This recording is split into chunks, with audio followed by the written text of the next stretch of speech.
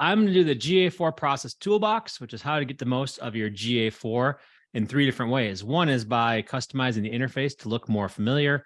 2 is aligning your reports to your marketing strategy. And then 3 is migrating to GA4 with ease. So let's get into it. Okay, so I'm Jeff. You see me here. Phil just gave me a really nice introduction, so I don't need to go through much more. We've helped over 52,000 marketers at Data Driven in our academy.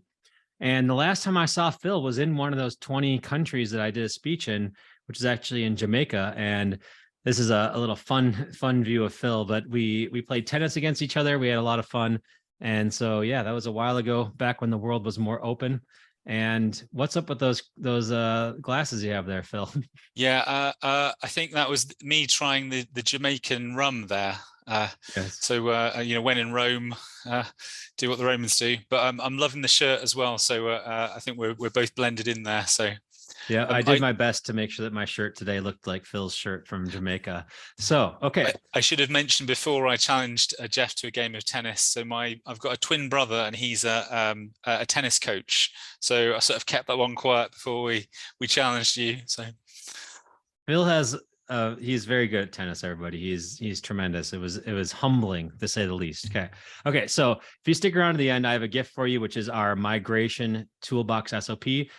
It's a zip file with 6 different PDFs, 62 pages. So that's the reason to stick around to the end. Okay. So how do you get the most out of GA4? The 3 different things I'm going to talk about are how to customize the interface to make it fit your needs, aligning your reports with your marketing strategy, and then finally migrating to GA4 with ease using our migration SOP that you can use to have either you or a team member fill out step by step to get that thing done. Okay, so how do you customize the GA4 interface to meet your needs? Let's just start with framing the problem. What is the biggest issue that most of us have with GA4? Well, I think a lot of you, it's going to be that GA4 doesn't match universal. It's not necessarily a one-to-one comparison in the interface. Would any of you agree with me when you say that like, hey, I wish it was just the same? Funny thing is, as a Google Analytics certified partner for many years, I remember going to Google's campus in Mountain View, and they would ask us what we thought of the UX, and they would improve it. And so Universal Analytics was a user-driven user interface, and it was perfect as far as I'm concerned with the ABC reports. Although, even though I said it's perfect, it is very cluttered, or it was very cluttered. And so with GA4, maybe the interface isn't as perfect, but there's some opportunity out there to customize it. So if your problem is that you don't like the interface and you don't know where anything is that you're used to seeing, you're not alone. I'm one of the same people, but I want to show you how to do something about it. Okay. So for most casual users, that's the case. We just don't like the interface. Doesn't match what we're used to. We can't find anything. Hear that all the time. Okay. Now, what if I showed you how to make GA4 look like universal? If you want me to show you this live right now, today, type yes into the chat in that exact way, and that'll trigger me to do it. And if you don't type yes, then I'm just going to sit here and keep on probing you to get to say that. Okay. Michael, Darren, Phil, awesome. Everybody's there. Pierre's in there. We're doing it. Okay. So let's talk about it. Okay. Well, check it out. I made our GA4 account look just like universal. And not only that, I brought back many of our favorite old reports and made it happen. So let me show you how this is done. Now, the first thing I want to do is go into Universal Analytics and tell you how sucky it is, this interface. Now, it was amazing that it was ABC plus the extra A for audience reports, but look at this. There's so much stuff in here that doesn't even work. Cohort analysis, still a beta, yet Universal Analytics, or like GA4 was out of beta within like 1 day. Cohort analysis has been there for years and years and years. Most of these reports are unusable. They're broken. They don't really make any sense at all. And so good riddance to a lot of them, right? I don't want my menu this cluttered. I don't want a service provider report that's not set. I don't want any of that crap, right? I just want to get to the meat. And so what I can tell you to do is to create the best parts of Universal Analytics in GA4 by trimming the reports that don't really matter and then adding the ones that do matter into here. So I did this. It's like a cooking show. I prepared this for you. So we have Universal Analytics here. This is my menu. Looks totally different than yours. Yours probably says life cycle and users. Mine just says Universal Analytics. And then within the audience report, I have browser OS, device category, device model, then acquisition, or within behavior, I have landing pages. I have content groups. I have events. I have the all pages report, which so many of us come to rely on. Okay, so if I go into the landing page report, I get exactly that. I get the landing pages. Now there's landing page plus query string. Let's not worry about that. I have all this stuff in there, okay? Conversions, I have my goals overview report. I have product performance. I have transactions. Those are all things that are present inside the conversions report. If you dig about 6 levels down, you'll find them in there. So I'm actually saving us quite a few clicks by going into these areas here and recreating universal analytics. So how did I do that? You're probably wondering. Let me show you the little secret, the little fun we're going to have here. So I'm going to go to this report right here, and I'm going to show you the magic. So let's just look at the audience report, and we're going to take something from the technology report. Let's look at operating system or screen resolution, one of those ones, and let's add it back into our report. So here we are. I'm going to go to any one of these reports from the audience section. You can hit customize this report. And then what we're going to do is we're going to go into the dimensions, and you can see there's actually a bunch of different things you can do in these reports, but most people don't know that you can just click on this little arrow here and change it. We just look at the default, and we don't know that the interface has this stuff tucked away. Well, here's the cool thing. So that I want to just do a screen resolution report or a platform report or an operating system report. We go here, we make this our default setting here. I'm going to apply it. We have the operating system here, iOS versus Android. I had actually filtered that on mobile. So this is all the different operating systems that are there. I'm just going to show you, I can compare this on my other account. And we can see here if this works, if Google decides to work for us. While we're waiting for that to paint, I'm going to go ahead and save this report as a new report. And I'm going to call it operating system. Okay, so I save that. Now, if you look here, we have Windows, Macintosh, so on. Boom, pretty much the same data. Now, the difference really is that users are fewer in GA4 because of the way that they track things. They're a little bit more efficient with matching up to a user. And so that is why we're able to see that report there. Okay, this report has been saved. Now, if I want to get this to be a permanent fixture in my reporting system, I'm going to show you how to access the library and how that works. Okay, so if we go to the library here, I have created one. You know, I turned off the lifecycle reports, the user reports. I'm in my universal analytics. I'm going to edit that collection. The report that I just saved, we called it operating system. I'm going to drag that into the menu right here. Save that to the current collection. If we hop back in here, now it is a permanent fixture on our analytics. And so one step at a time, one report at a time, you can build out the most important aspects of your universal analytics in just a few clicks by following this. Okay, so pretty cool, right? Awesome. Now, the thought of doing this for multiple clients is probably pretty daunting. And so that's why the final thing is I'm going to be introducing a standard operating procedure, a set of checklists that you can use to do this, or hand it over to somebody on your team, maybe the newest person on the team, to go ahead and create all your clients' interfaces to match universal analytics. And the cool thing is that if you do this for them, they will see it, and maybe they will have trust in universal analytics just like you do, or you can do it for your company if you're the only one involved in the system. So you can get back to looking at and using the familiar. So how awesome is that, everybody? Pretty cool, right? Okay, let's go to the next one. How do you align your reports to your marketing strategy? Well, I'm going to share with you what I consider to be the 80-20 of GA4. Okay, and it's this. 1, don't touch universal. Okay, so GA4, don't touch it universal at all. Next, create a GA4 property and a new data stream if you haven't already. That's what we call parallel tracking. And in addition to sending that data to UA, you also send to GA4 in parallel. Go into your stream settings and enable enhanced measurement. And congratulations, you've just set up parallel tracking. Pretty cool, right? Well, let's take it one step further. Or actually, let's first of all, now we have a process for this in our data-driven toolbox. It takes about 5 to 10 minutes to do, if you have Google Tag Manager in place.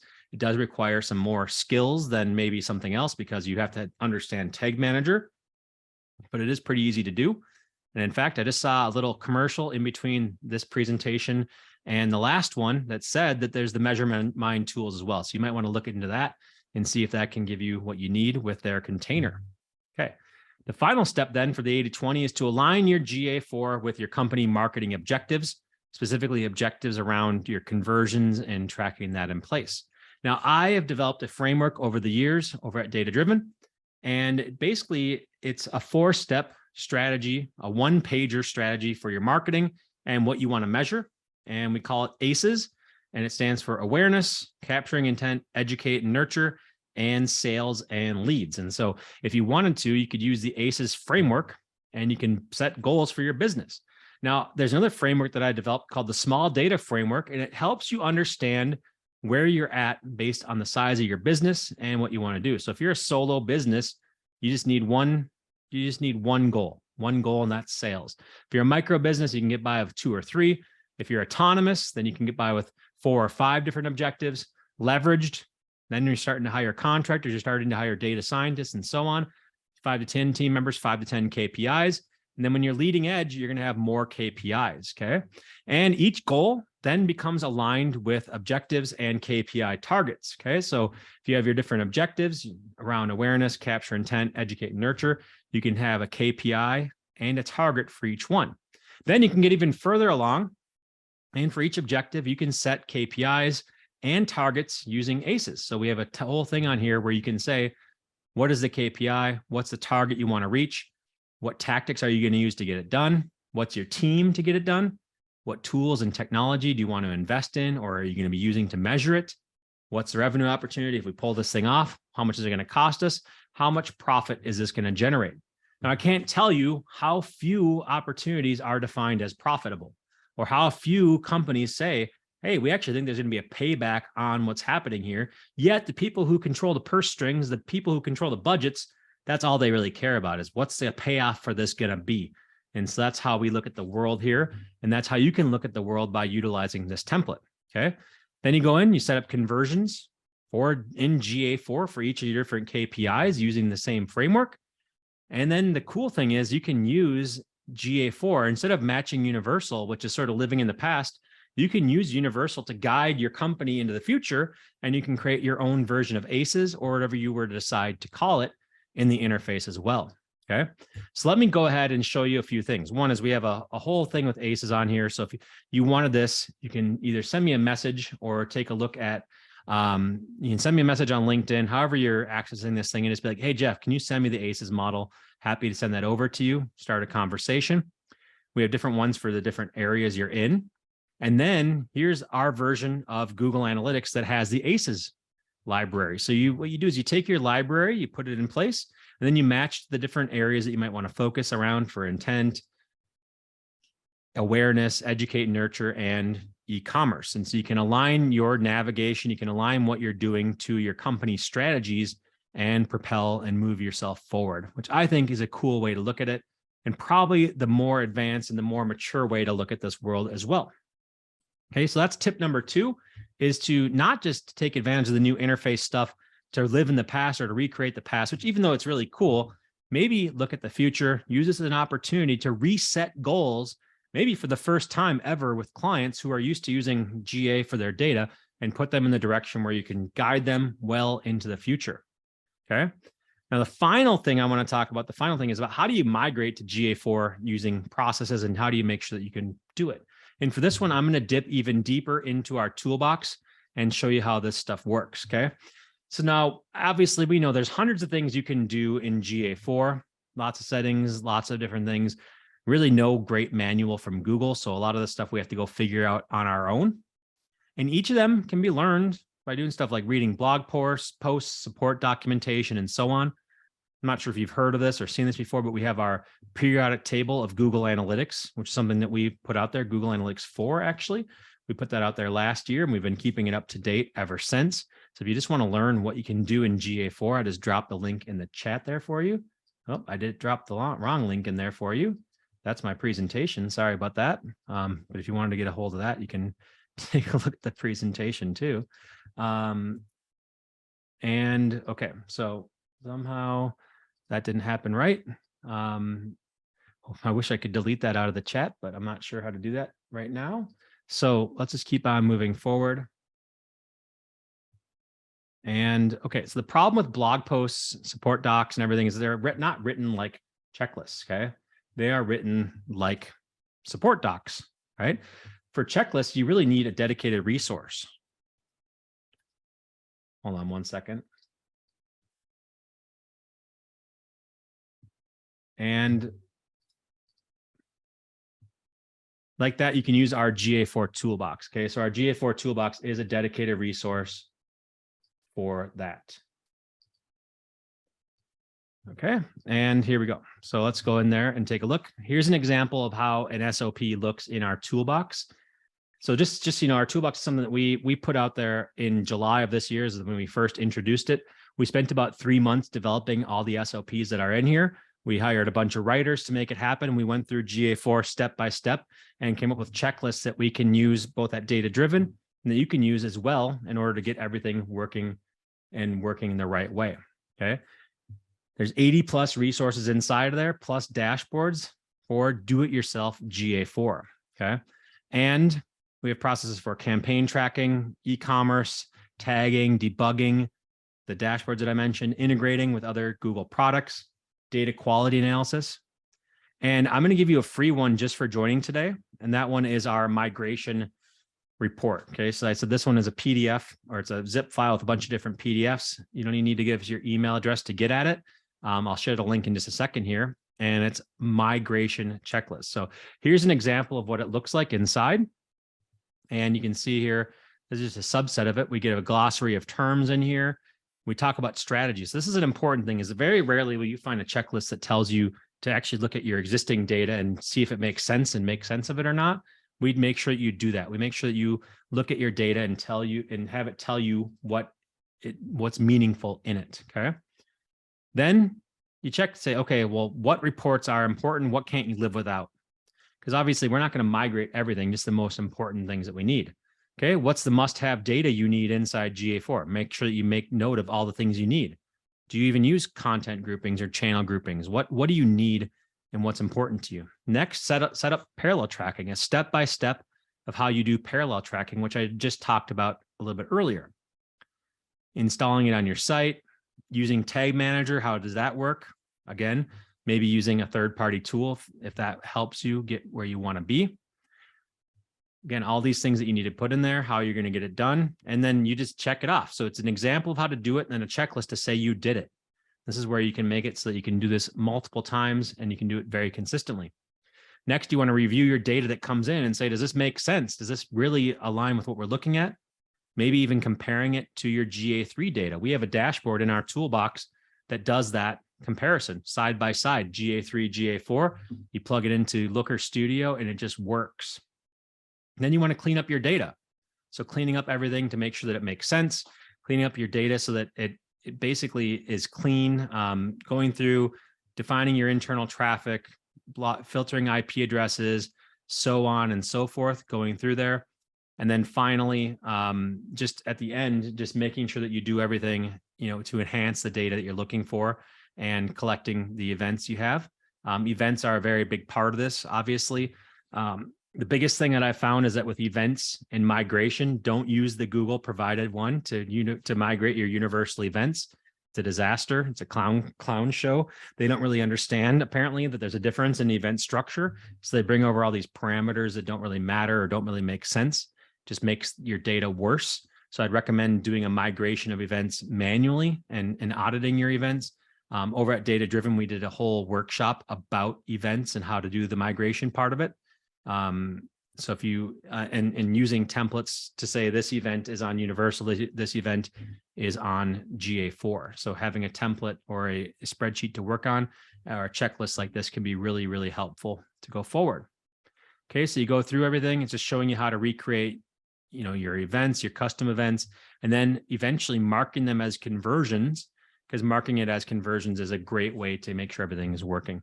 Then finally, integrations, integrating with the different Google products. How do you do that? And as I showed you, or as I'm saying here, this is a lot. So rather than spend a lot of time going through the thing, I'm just going to show you how to get at it, okay? So here's how you can get at the, here's the steps for migrating, as you can see that I just went through. And, if you want to do them consistently, you need a checklist. And then finally, if you want to get this resource for free, go to ddu.ai/migrate. Now, it's sort of weird that it's in a zip file, but that was the only way we could get these individual SOPs together. And so we have these 6 different SOPs all as PDFs on that link. So that's free to you to take a look at and to use, and definitely think you could benefit from doing that and taking a look at it. Okay. So I was told that I need to leave time for questions, but I want to close out by just saying those are 3 tips for more GA4 success. I'm more than happy to answer your questions as they come up, or even showing you some in-depth stuff in GA. You can see I have all my tabs open, giving you some more information about ACEs. But I want to just close out by mentioning that if you want to get access to the toolbox, we do have an offer that I can put out there for you. And you can get the toolbox to implement GA4 processes the right way. And the 80 plus SOPs, dashboards, and checklists for 80% off. And you can do that at ddu.ai/GA4 Toolbox as well to take a look at that. So that's the final thing I have on there. And from there, I just want to open up the floor to any questions you might have and get any feedback from you on what you want to see more of.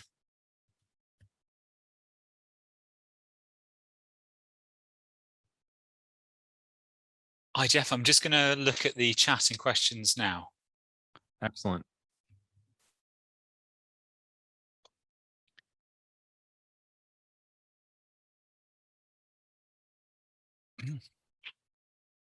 And while we're looking at that, I'm just going to pop over here and just show you again how to create another report while we're looking at this. And if we want to do if we want to move this over the networking session, we can do that as well.